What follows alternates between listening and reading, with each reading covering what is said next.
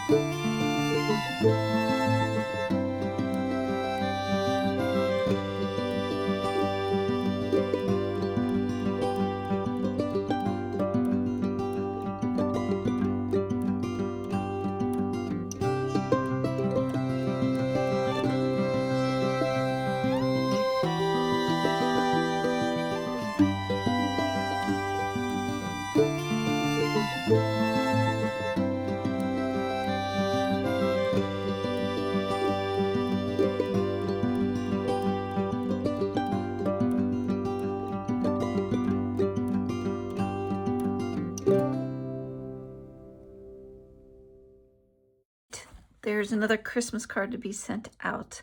It really came together fairly quickly. You see I screwed up with the stamping. Should have die cut first and then stamp it. I thought I could be tricky. Anyways, I hope you like it. Don't forget to hit like, share, and subscribe, and we'll see you next week. Bye.